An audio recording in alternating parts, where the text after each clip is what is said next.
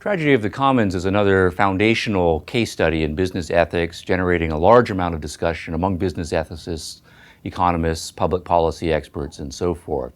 The title comes from an article that was published by Garrett Hardin, and in one of his versions of talking about the issue, Hardin refers to a satellite shot of a portion of North Africa in which there was a large expanse of green area, fertile area, but what struck him in the satellite photo was a huge brown area. And upon closer investigation, the brown area was unsuitable for agricultural purposes, particularly grazing. And it had been used for grazing by a number of herdsmen, but for various reasons, the resource had become unusable, hence the title. The resource in question, the pasture land, was held as a commons, and Hardin's analysis led him to think that land held as a commons and then used by resource users, the herdsmen in this case, would necessarily result in tragedy. The tragedy being the commons becomes unusable as a resource and people either starve or they have to abandon the use of that resource. Now, I want to put up Hardin's initial analysis of the situation. Initially, what we have is a commons. And we need to define our terms. A commons is a resource, that is to say, something that has economic value to human beings. It has intrinsic properties that in relationship to human needs and human understandings of the resource has value, but this is a resource that is unowned. And as a resource that is unowned, no one can claim exclusive use to the resource, but also no one can stop anyone from using the resource if they so choose. So that's the unowned part of it. And Hardin then says, if we have this unowned resource, and there's going to be a bunch of stuff that will occur, and what will be the end result is tragedy, which is to say the resource loses all of its economic value. And so we'll just put this way, that the resource, so to speak, becomes depleted, unusable, worn out, no longer possessing any value to the use. Now the question is, and Hardin wanted to argue that this is there's a necessary economic logic right at work here, that if we start with a resource that has this status, that necessarily via various internal logic, we're going to end up with the tragic resource. All right, now the argument then proceeds as follows. Obviously we have the resource, but we need to add one other element to this scenario. The resource just sitting there, no problem yet, but if we add people who want to use the resource, and so here what we need to do is add people. And these are going to be people who are self-interested. That is to say, they want to use the resource for their purposes. In the working example that Hardin uses, we have herdsmen, right, who have cattle, and they want to put their cattle out in the commons to have the cattle graze, right, grow fat, produce meat, milk, and so forth. So we have resource users who are seeking profit by using this particular resource. Now the first thing that happens then is if we add these two together, Hardin says, under those scenarios, a number of things are going to happen. And we'll leave a larger box for this. One of the things is that the resource users will then have an incentive to overuse the resource.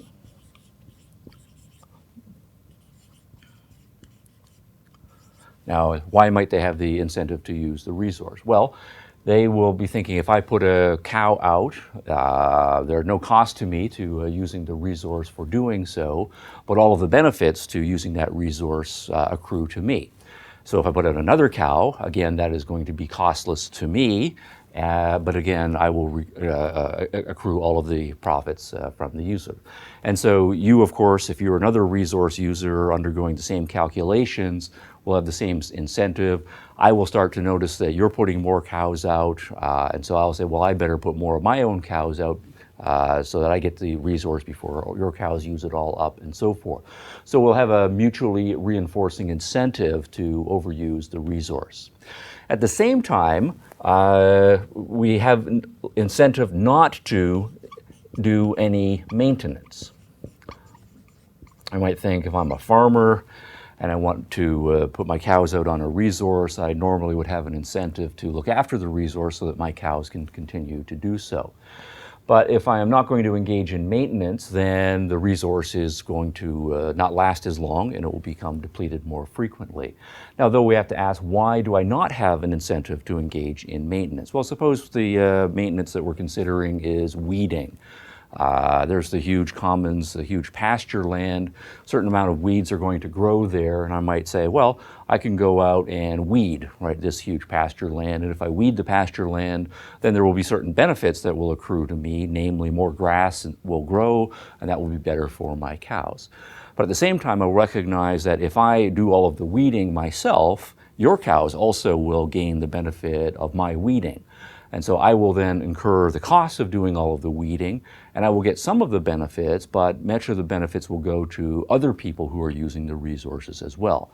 So when I do my personal cost benefit analysis, the numbers don't add up, and I have less of an incentive to do so. So maintenance is less likely to get done. Also, we could consider other things that might happen with respect to resources. I don't have any incentives to engage in improvements. Right? So, for example, maybe the pasture land gets drier late summer, and so I think, well, maybe I should dig a well so that my cows have water available to them in the dry season.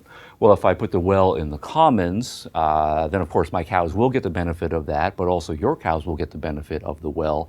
I won't be able to stop you from using the well, and so I will incur the costs, and the benefits will be dispersed among any number of people who are doing so.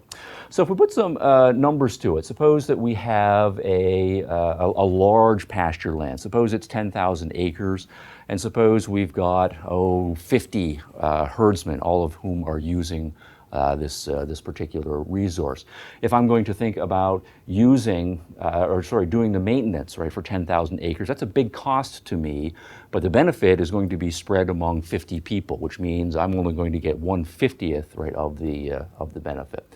Same thing with respect to any improvements. Maybe I will plant some shade trees to protect my cows from extra heat. I will bear the costs, and the benefits then will be dispersed. So, first point is that under this scenario, people have an incentive to overuse the resource and then not to engage in maintenance or improvements. These are only incentives right along a spectrum, depending on the exact particulars of the resource in question, the number of people who are using it, the costs involved in doing these things. The incentives may be more or less, but nonetheless, there is a general principle about the incentives in place. Now, what this then means is if we consider a second iteration, right, of this cycle here, suppose in the first year we put more cows out, then perhaps we should rationally do so. Nobody engages in maintenance or nobody engages in making improvements. What's going to happen in the second cycle is, if we continue to do the same sorts of things, is things will get worse. Since we've overused the resource and not engaged in maintenance, and then at the beginning of the next grazing season, say the grass grows less thick, less full, less in quantity overall. There's more weeds and so forth, and we're still doing the same sort of thing. We put our cows out.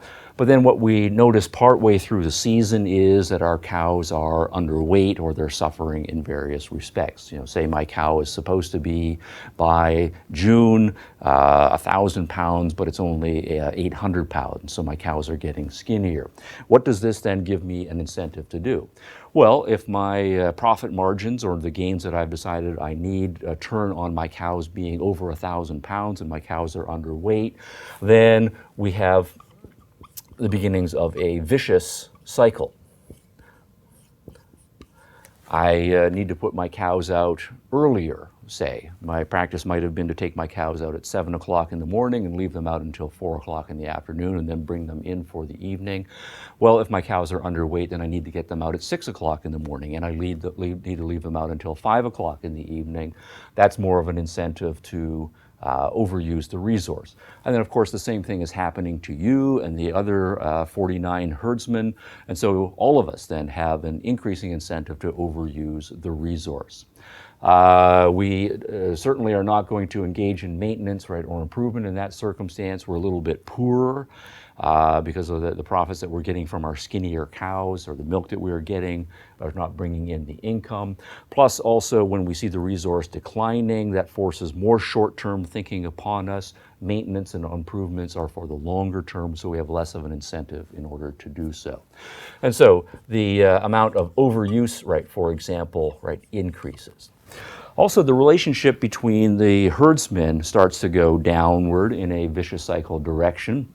If my cows are coming in skinny, and then I put them out at 6 o'clock in the morning, and then you notice that I'm starting to put my cows out earlier, then you will start to say, oh, well, maybe I need to get my cows out at 5:30 in the morning and leave them out even longer, and then tit for tat types of competition come along. If my cows are continuing to be skinny and I see you putting your cows out earlier, or even putting more cows out there, then I might start to see you as an enemy, that your cows are using up resources that are important to my cow. And so I will start doing things like sneaking into your barn at midnight and killing a couple of your cows and say, oh, sorry, look what happened. That's so sad that you lost some cows last night. But really, your having fewer cows is to my benefit. And so what we then have is explicitly zero-sum competition. And you will likely have your suspicions about who killed your cows, or it might not even matter to you who killed your cows. You will then have an incentive to do the same thing with respect to other people's cows. And so this starts to go in a vicious cycle. Right? The incentives get worse and worse in a downward spiral until finally, we end up with a depleted resource. The grass is all weedy, it's not growing very plentifully. All of our cows are skinny and or dying, which means that we're becoming skinny and or dying. And so what we then need to do is just abandon the resource altogether.